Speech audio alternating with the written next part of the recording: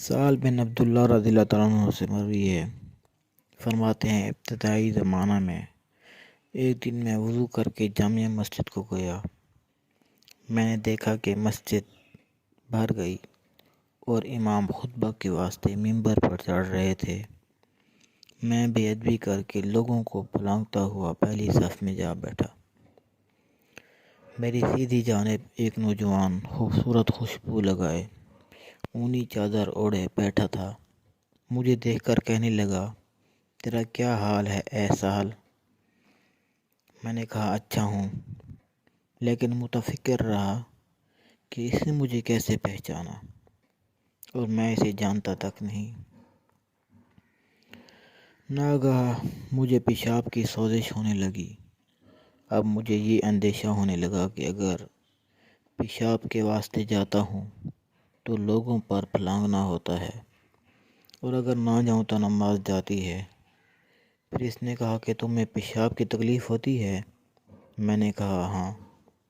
اس شخص نے کندھے پر سے چادر اتاری اور مجھے اوڑھا دی اور کہنے لگا، جلدی سے قضائے حاجت کر کے آ کر نماز میں شامل ہو جاؤ۔ میری آنکھ بند ہو گئی۔ جب میں نے آنکھ کھولی تو کیا دیکھتا ہوں کہ ایک بڑا دروازہ ہے اور ایک شخص دروازے پر کھڑا کہہ رہا ہے کہ اندر آ جاؤ۔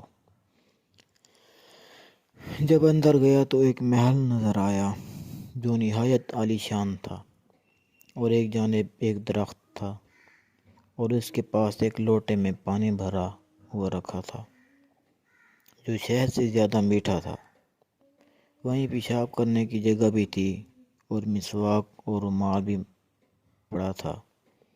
میں نے کپڑے اتارے اور پیشاب کیا اور غسل کیا اور وضو کر رہا تھا کہ اس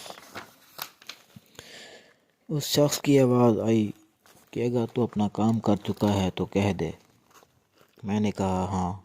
اس نے میرے اوپر سے چادر اتاری تو وہیں پر تھا جہاں بیٹھا ہوا تھا، اور کسی کو میرے اس واقعے کا علم نہ ہوا۔ تو مجھے فکر لاحق ہوئی کہ یہ کیا واقعہ ہوا۔ کبھی اپنے نفس پر تصدیق کرتا تھا اور کبھی تکذیب۔ اتنے میں جماعت کھڑی ہوئی اور میں نے بھی لوگوں کے ساتھ نماز جمعہ ادا کی، مگر مجھے اس جوان ہی کا خیال رہا۔ میں اسے نہیں پہچانتا تھا۔ جب نماز سے فراغت ہو چکی تو میں اسی کے پیچھے ہو لیا۔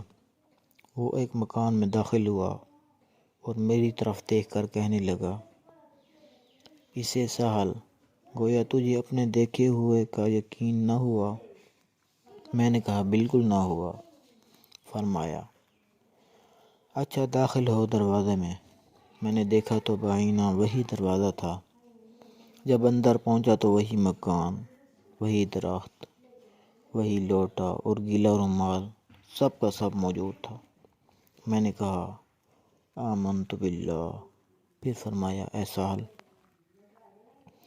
جو اللہ کی اطاعت کرتا ہے ہر شے اس کی اطاعت کرتی ہے۔ اے سہل، اسے ڈھونڈو تو تم پا لو گے۔ یہ سن کر میری آنکھوں میں آنسو ڈب آ گئے۔ انہوں نے میرے آنسو اپنے ہاتھ سے پونچھے۔ پھر جب میں نے آنکھیں کھولی تو نہ وہ جوان تھے اور نہ مال۔ میں تھوڑی دیر تک حیران رہا کہ ان کی صحبت فوت ہو جانے پر پھر اپنی عبادت میں مشغول ہو گیا۔ رضی اللہ تعالیٰ عنہ۔